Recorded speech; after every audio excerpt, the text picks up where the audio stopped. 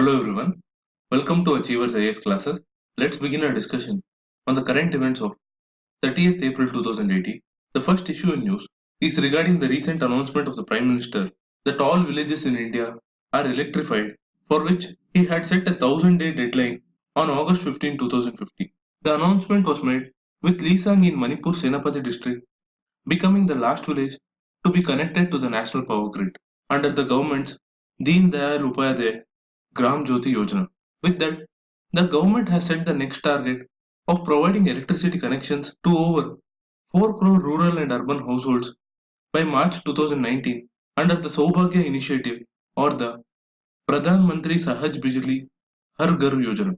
A point to remember here is the government considers a village electrified if it has the basic electrical infrastructure and 10% of its households and public places like schools, local administrative offices, etc.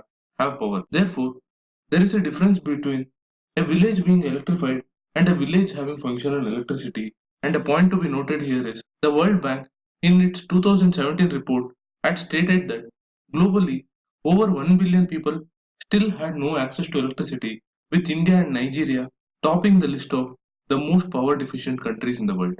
With that, let's move on to the next issue, which is regarding the difference in views of the Minister of Women and Child Development with the Ministry over differing nutritional guidelines.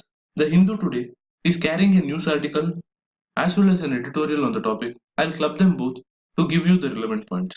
While the minister suggested factory made energy dense nutrient packets as take home rations delivered by the postman with barcoding to check pilferage, the ministry suggested local food items like khichdi as take home rations. The National Council of Nutrition, which has been set up to look into India's nutrition challenges, has unanimously rejected the suggestions made by the Union Minister to replace ready to eat food with energy dense nutrient packets, thereby upholding that there is no substitute for hot cooked meals to address child malnutrition. As we know, the central principle in improving maternal and child nutrition is during the early childhood, which is the foundation for health and well being of an individual. In this regard, replacing the take home rations provided to pregnant and lactating mothers, as well as children in the age group of 3 to 6 years with energy dense nutrients packets, as suggested by the Women and Child Development Minister, will inject commercialization and upset the nutritional basis imperative in the National Food Security Act of 2030. In this regard, if the ICDS scheme is to achieve better outcomes, it must focus on the provision of physical infrastructure, funding, and closer monitoring of the nutrition mission to make it accessible to all, because despite a long period of robust economic growth, the National Family Health Survey has highlighted that around 35% of the children are underweight and 38% of the children under 5 years of age are stunted. Therefore, there is no quick fix to address these acute malnutrition levels, but to ensure fresh, wholesome, and varied intake by the individual. And in this regard, the Poshan Abhiyan, which was recently launched by the central government, should be accelerated to measure levels of access and quality of nutrition and publish the data periodically. With that, let's look into the next issue, which is an editorial regarding the recent informal meeting between Prime Minister Narendra Modi and Chinese President Xi Jinping, where the two leaders engaged in discussions on a wide range of subjects like avoiding another Doklam like confrontation, the measures needed to address the widening trade deficit between the two countries, stability in Afghanistan, as well as unresolved issues like China blocking India's nuclear suppliers group membership, the Belt and Road Initiative, the Tibetan issue, etc.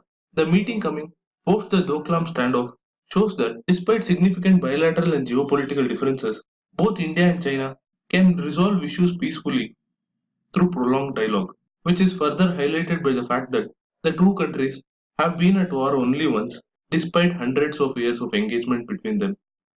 And since the agreement on maintenance of peace and tranquility was signed in 1993, neither side has fired a weapon along the 3,500 km boundary, which is largely undemarcated. In this regard, the Wuhan summit has recommitted India and China to managing bilateral relations in a manner that creates conditions for the Asian century by preventing any misunderstandings becoming standoffs as in the past, the test for which begins now. The final issue in news today is regarding the participation of India and Pakistan in a multination counter-terror exercise along with Russia, China and several other countries, which will take place under the Shanghai Cooperation Organization to be held in the Ural Mountains of Russia.